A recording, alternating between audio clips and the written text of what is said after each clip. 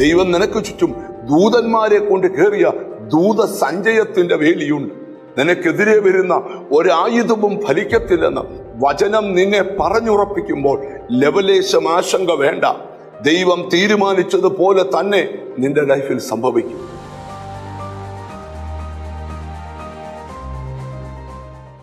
ദൈവത്തിൽ ആശ്രയിക്കുന്ന ഓരോ ദൈവമക്കളെയും ദൈവം കാവൽ ചെയ്യുമെന്നാണ് വിശുദ്ധ ബൈബിൾ നമ്മെ പഠിപ്പിക്കുന്നത്.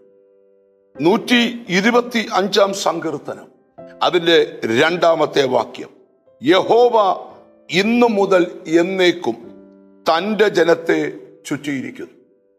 യഹോവ ഇന്നു മുതൽ എന്നേക്കും തൻ്റെ ജനത്തെ ചുറ്റിയിരിക്കുന്നു.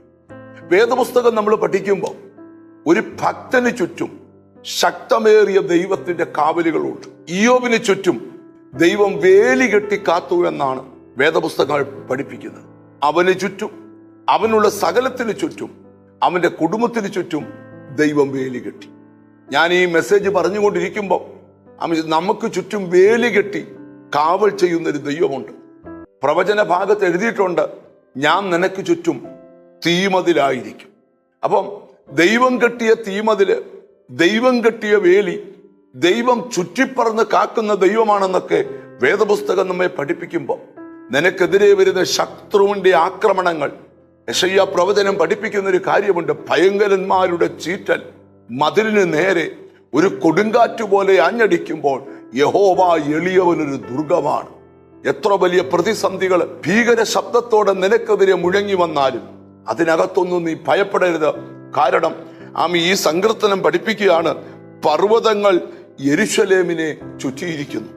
യഹോവ ഇന്നു മുതൽ എന്നേക്കും തൻ്റെ ജനത്തെ ചുറ്റിയിരിക്കുന്നു. സങ്കീർത്തന പുസ്തകത്തിൽ വാക്യമുണ്ട്, യഹോവയുടെ ദൂതന്മാർ അവന്റെ ഭക്തന്മാരുടെ ചുറ്റും പാളയമിറങ്ങി വിടുവിക്കുന്നു.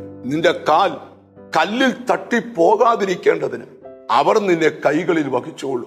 ഇന്ന് വചനം കേൾക്കുന്ന ചിലരോട് പരിശുദ്ധാത്മാവ് സംസാരിക്കുക, നിനക്ക് ചുറ്റും ദൈവത്തിന്റെ കാവലുണ്ട്, നിനക്ക് ചുറ്റും ദൈവത്തിന്റെ പരിപാലനമുണ്ട്, നിനക്ക് ചുറ്റും ദൈവം കെട്ടിയ വേലിയുണ്ട്, നിനക്ക് ചുറ്റും ദൈവം കെട്ടിയ അഗ്നിയുടെ വേലിയുണ്ട്. ദൈവം നിനക്ക് ചുറ്റും ദൂതന്മാരെ കൊണ്ട് കയറിയ ദൂത സഞ്ചയത്തിന്റെ വേലിയുണ്ട്. നിനക്കെതിരെ വരുന്ന ഒരായുധവും ഫലിക്കത്തില്ലെന്ന് വചനം നിന്നെ പറഞ്ഞുറപ്പിക്കുമ്പോൾ ലവലേശം ആശങ്ക വേണ്ട. ദൈവം തീരുമാനിച്ചതുപോലെ തന്നെ നിന്റെ ലൈഫിൽ സംഭവിക്കും. നമുക്ക് പറയാം, എന്നെ ദൈവം ചുറ്റിയിട്ടുണ്ട്, അതുകൊണ്ട് ഒരനർത്ഥവും എനിക്ക് ഭവിക്കത്തില്ല, ഒരു ബാധയും എൻ്റെ കൂടാരത്തിനടുക്കത്തില്ല. ഒന്നിച്ച് കണ്ണുകളെ അടച്ച് പ്രാർത്ഥിക്കാം. കാരുണ്യവാനായ ദൈവമേ, സ്വർഗസ്ഥ പിതാവേ, പർവ്വതങ്ങൾ യെരൂശലേമിനെ ചുറ്റിയിരിക്കുന്നത് പോലെ യഹോവ തൻ്റെ ജനത്തെ ചുറ്റിയിരിക്കുന്നല്ലോ. ഭുഭിക്ഷതയോടെ അലറുന്ന സിംഹം ഞങ്ങൾക്ക് വിരോധമായി എഴുന്നേറ്റ് നിൽക്കുമ്പോഴും പൈശാചിക ശക്തികൾ അലറിയെടുക്കുമ്പോഴും അതൊന്നും ഞങ്ങളെ തൊടാതെ ദൈവം വേലികെട്ടി കാക്കുന്നത് കൊണ്ട് സ്തോത്രം. എന്നോട് ചേർന്ന് പ്രാർത്ഥിക്കുന്ന മക്കളുടെ കുടുംബങ്ങൾക്കകത്ത് ദൈവപ്രവർത്തി നടക്കട്ടെ. ബാധ ഒഴിയുന്നത് പോലെ രോഗങ്ങൾ ഒഴിഞ്ഞു പോകട്ടെ, ബന്ധനങ്ങൾ വഴിമാറിപ്പോകട്ടെ, അവരുടെ ഭാവിയുടെ വഴി തുറന്നു വരട്ടെ. നിന്റെ നാമം ചൊല്ലി പിതാവിൻ്റെയും പുത്രന്റെയും പരിശുദ്ധാത്മാവിന്റെ നാമത്തിൽ ഇവരെ അനുഗ്രഹിച്ച് പ്രാർത്ഥിക്കുന്നു. അനുഗ്രഹിക്കപ്പെടട്ടെ യേശു ക്രിസ്തുവിൻ നാമത്തിൽ തന്നെ, ആമേൻ. യഹോവ നിന്നെ ചുറ്റിയിട്ടുണ്ട്. സന്തോഷത്തോടെ ജീവിക്കാം.